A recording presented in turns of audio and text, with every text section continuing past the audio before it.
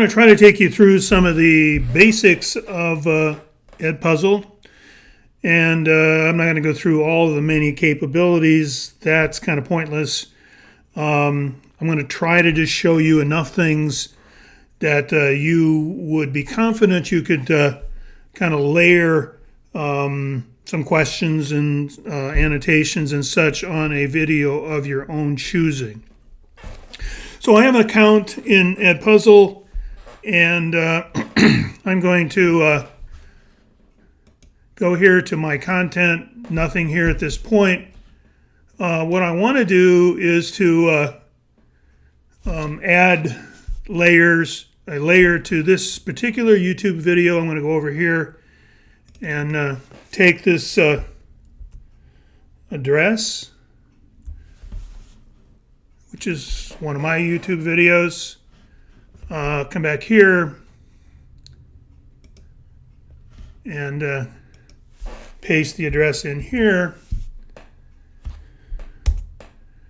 and here we go. Now this is the basic screen for editing, and I'll show you kind of point to the four things that four areas that you can address. The first would be to crop a video. Now this video is only, like it says, 2 minutes and 36 seconds long. But what if you had a 45-minute video and you really only needed to show 5 minutes of it? What EdPuzzle lets you do is locate the specific parts of that video that you want. And you then can save what's now, I guess, an 8-second clip. And from that point on, that's what you would be working with. It's not what I want to do, so I'm going to undo that and have access to the entire video. The audio track option allows you to, there we go, either use the track that's there, so I don't have to do anything for that purpose, or replace the existing track with my own narration. So obviously I would have to be familiar with the video. I would have to be comfortable replacing the existing audio with my own narration. But that's what the audio track option is for. Click this, it plays the existing video. Click this, and it opens up an option for me to record my own voice and to replace what's already there. So that's the opportunity in the audio track. Here we have audio notes. You can see when you click this option, you now have this. So this is different. It doesn't actually replace the existing audio track. When I click on the microphone here, it allows me to kind of stop the video and insert my own audio comment. So, I can move this around. I can do this multiple times, by the way. If I want to add my short audio comment, click this, record what I have to say, click it again. That will be added at this point. The questions work kind of the same way, so I'm going to really focus more on the question option. So I can show you, the whole idea of adding and then deleting is consistent between the audio note and the question option. So if I click the question button, you see the little icon here lets me know that I am in the question mode. And again, I can move this around, but I'm going to add a question at a particular point. I think it's about right here. Now I can do this as I listen to it too, so I just happen to have listened to this before, so I know what I want to do here. I want to start this playing so I know exactly where I want to insert something. To get it to those you want to give access to this content. You send it an email or share it in some other fashion. Now, you do have some ways to place limits on this shared content. You can allow, by turning this link on and off, this option on and off, whether others can collaborate in adding photos to the existing collections. Maybe you want to do that, maybe you don't. And of course down here you can allow others to comment on these photos. All right, that's where I want to put in an open-ended question. So now if I click the question button, it gives me these options up here. Calling this the question tool is a little bit misleading. You actually have three options. The first is an open-ended question. The second is a multiple choice question. And the third is a comment. So that's what I mean by they're not all really questions. If I want to put in a text comment as opposed to an audio comment, I would use this final button. These really are the two question options. So I'll enter something here.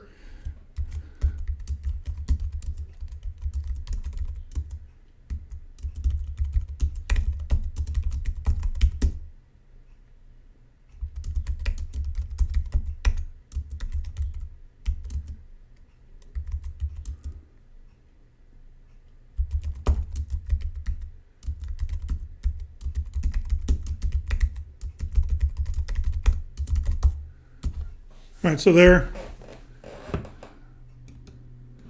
there's a save. And this is what's going to happen now.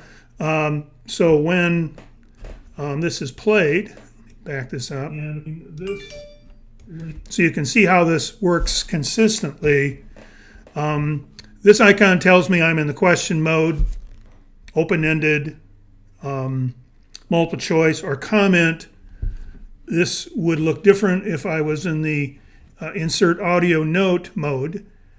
When I get to the point I want to apply an example of that category, stop the video or drag this to where I want it and stop it. Click the icon. That will then give me access to the options. If I move this a little bit, you'll see what happens when the video is played. Do that, maybe you don't. And of course down here you can allow others to comment on these photos. So here's, you can see what happens when the student, the viewer, would eventually play this layered video.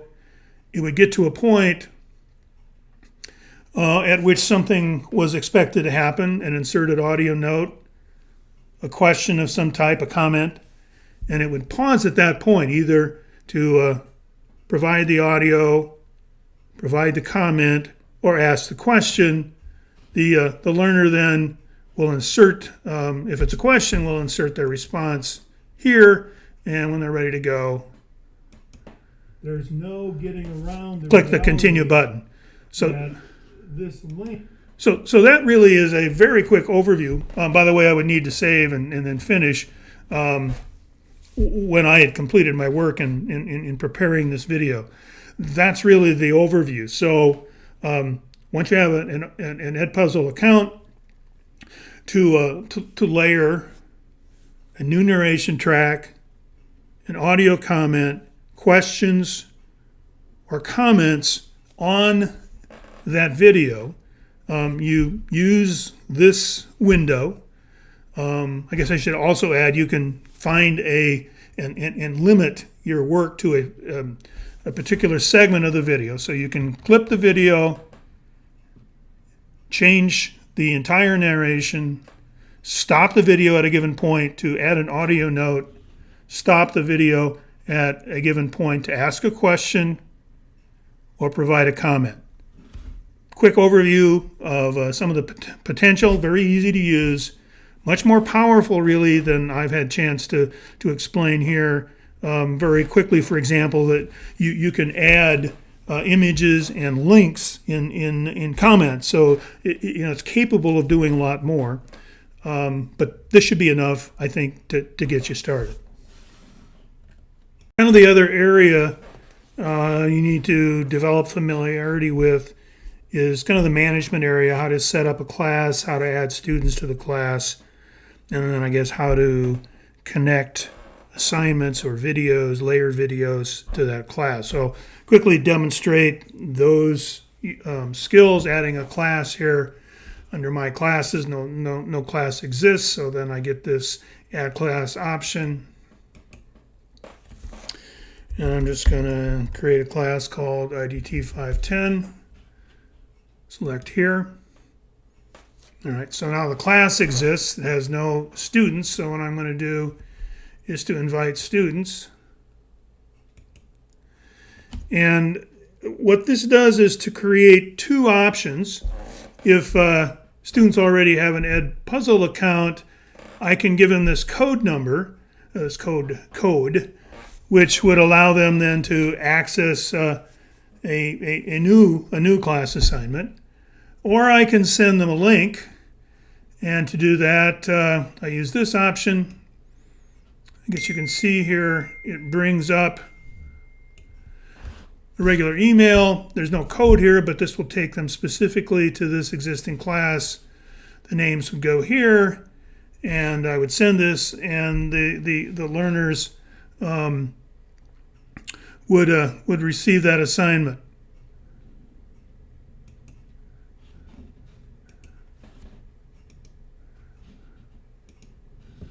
Now, kind of the final requirement is that once you have classes set up with students, how do you make the connection?